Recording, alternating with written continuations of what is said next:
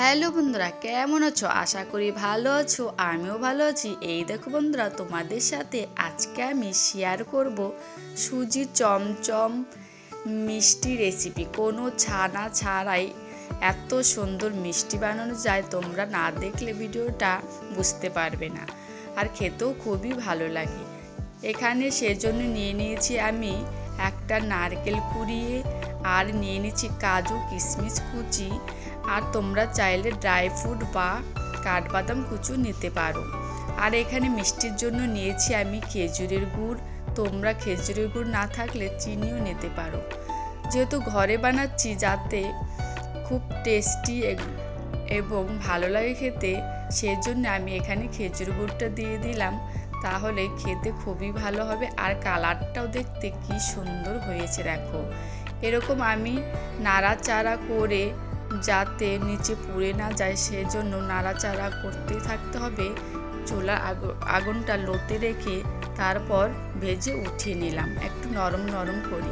এখানে এক বাটি আমি সুজি নিয়েছি, আর ওই বাটিরই 2 বাটি দুধ নিয়েছি। তোমরা চাইলে একটু ঘি দিয়ে সুজিটা একটু হালকা ভেজেও নিতে পারো, আবার এইভাবেও নিতে পারো। তারপর এখানে দিয়ে দিচ্ছি আমি 1 চামচ ঘি আর একটু স্বাদ মতো নুন।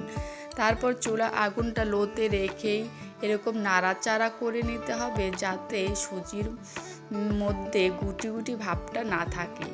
তারপর নাড়াচাড়া করে 2 চামচ চিনি দিয়ে দিচ্ছি মিষ্টির জন্যে। মিষ্টিটা তোমাদের পরিমাণ অনুযায়ী দেবে। তারপর এরকম নাড়াচাড়া করে নিচ্ছি যতক্ষণ না চিনিটা গলে যাচ্ছে, আর একটা এরকম ডো বানিয়ে নেব। তারপর এরকম হয়ে গেলে নামিয়ে নিয়ে ভালো করে ঠান্ডা করে আমি মাখিয়ে নিয়েছি, কিছুক্ষণ ধরে চেনে নিয়েছি। দেখো এরকম ডোটা বানিয়ে নিয়েছি, একদম পারফেক্টলি হয়েছে। আর এখানে আমি একটা লিচি কেটে এরকম দেখাচ্ছি তোমাদেরকে, একটা বানিয়ে এরকম বানিয়ে হাত দিয়ে তারপর পুরটা ভিতরে দিয়ে ভালো করে চেপে চেপে মুখটা বন্ধ করে নেব। ভালো করে মুখটা বন্ধ করে নিচ্ছি, যাতে পুরটা বাইরে বেরিয়ে না আসে। এরকম করে ভালো করে চেপে নিয়ে ভালো করে আবারও গোল করে নেব। তোমরা চাইলে 2 হাত দিয়েও এটা বানাতে পারো। তারপর দেখো এরকম করে আমি এখানে লম্বা লম্বা সাইজের বানাচ্ছি। তোমরা তোমাদের ইচ্ছা মতো যেরকম সাইজের বানাতে পারো। এখানে আমি সবগুলো বানানো হয়ে গেছে। তারপর এখানে আমি নিয়ে নিয়েছি একটা ছিদ্রি গামলা। এখানে ছিদ্রি গামলাতে আমি একটু ঘি মাখিয়ে নিয়েছি, যাতে খুব সহজেই মিষ্টিগুলো উঠে যায়। তোমরা চাইলে ছিদ্রি থালাও নিতে পারো। আর নিচে আমি একটা পাত্রের মধ্যে কিছু পরিমাণ জল নিয়েছি। তারপর 10 মিনিটের জন্য মিডিয়াম রেখে ভাপিয়ে নেব। মিডিয়াম আগুনে রেখে, চুলার আগুনটা মিডিয়াম রেখে ভাপিয়ে নিয়েছি। দেখো আর কি সুন্দর হয়েছে, ফুলের দ্বিগুণ হয়েছে। মনে হচ্ছে না যে এটা ছানা ছাড়া মিষ্টি।